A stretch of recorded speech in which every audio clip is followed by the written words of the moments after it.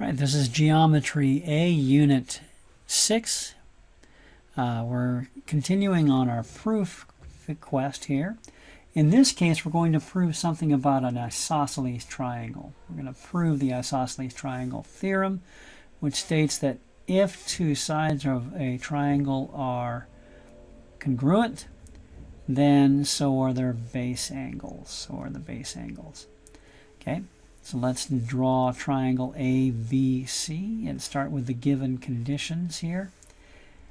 We have ABC where two sides are the same length.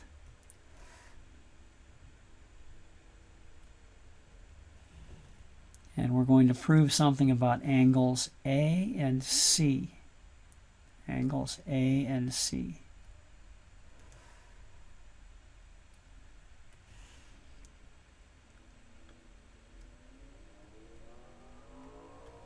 Okay. So the isosceles triangle theorem.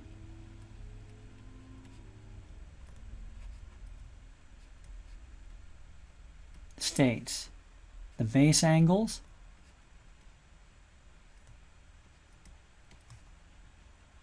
of an isosceles triangle are congruent. Okay, the base angles are congruent. So we're going to prove that angle A is congruent to angle C. And that's given this is isosceles. So given AB is congruent to CB, prove angle A is congruent to angle C. That's what we're setting out to prove. Okay? All right. So we were given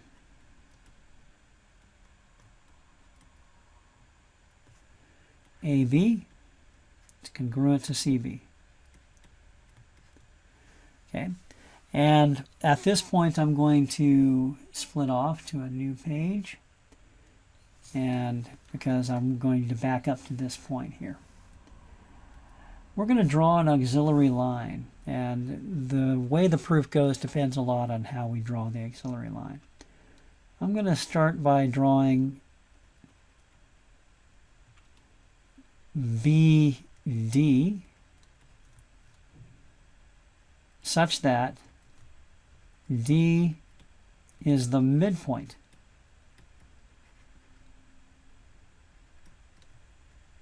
of AC.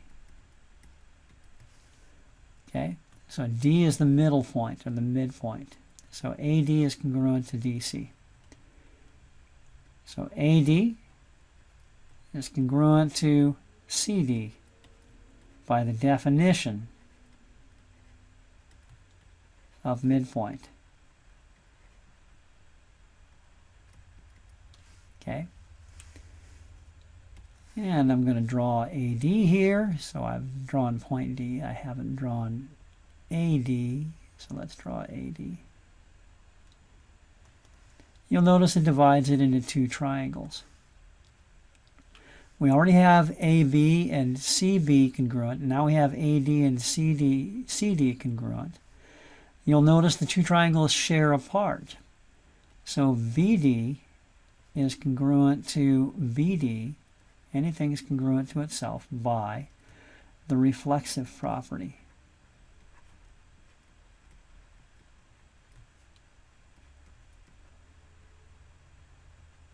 Note it's not the reflective property. It's not looking through a mirror. It's reflexive property. It's like when the doctor hits your knee with a rubber mallet. It's a reflex that says anything is congruent to itself. Okay? So let's look at what I've got here. I've got a side congruent to a side. I've got a side congruent to a side. And now I've got a third side congruent to a side. So the triangles are congruent by side, side, side.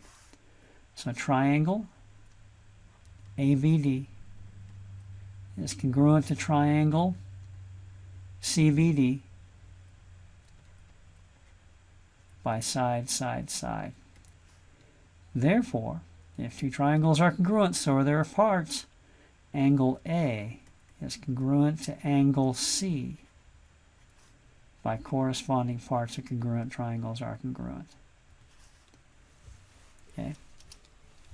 Quod erat demonstrandum, QED, stands for quad.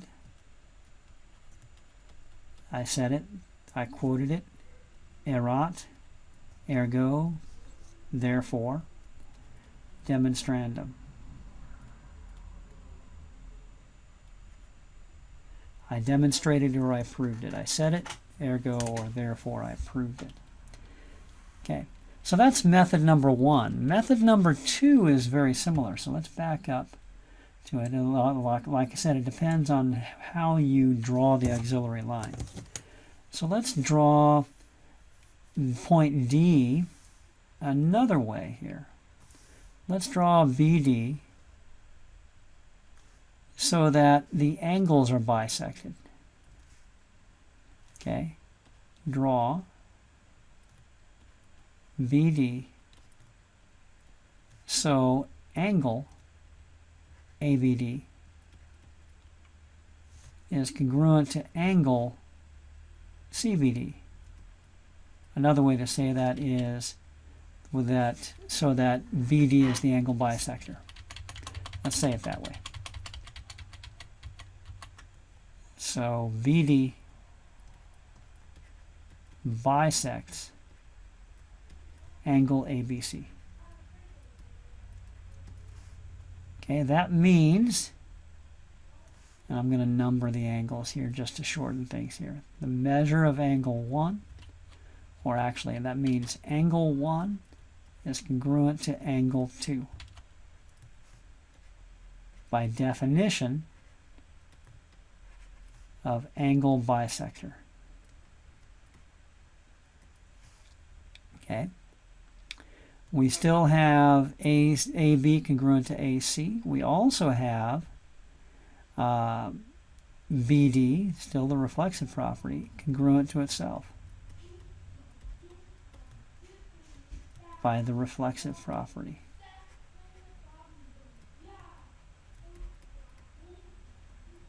Okay, and let's look at what we've got again. We've got this side congruent to this side. We've got this angle congruent to this angle. And now we've got BD congruent to itself. This is side angle side. So the triangles are congruent by side angle side. So triangle ABD is congruent to triangle CBD by side angle side. And again, therefore, angle A is congruent to angle C by corresponding parts of congruent triangles are congruent. Quod erat demonstrandum, QED, I said it, therefore I proved it. Okay, so that's method number 2. All right, there's at least 3 different methods here. Let's go ahead and do this third method.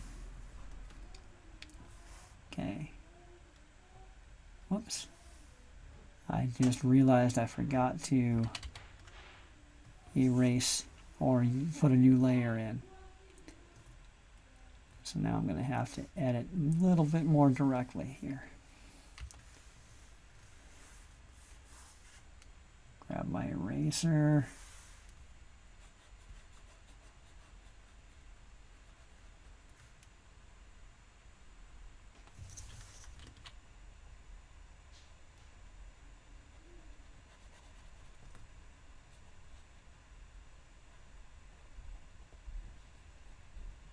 When I don't plan properly here. Here we go. Okay. So this time, let's add a new layer right now while I'm thinking of it. Draw BD.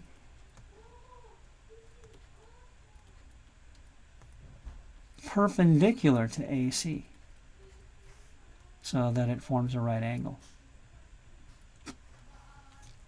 Okay.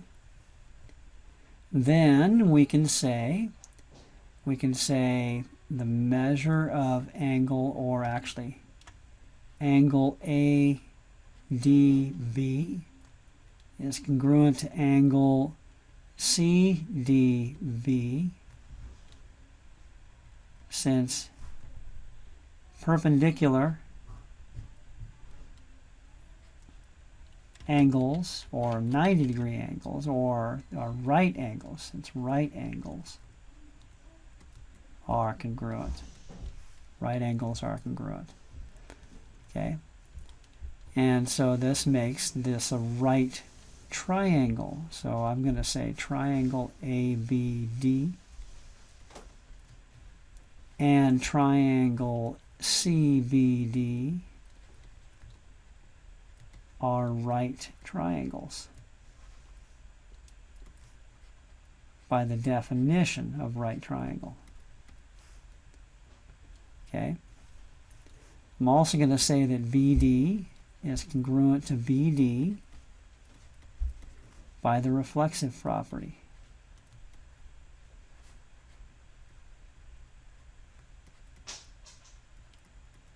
Okay, so let's see what we've got.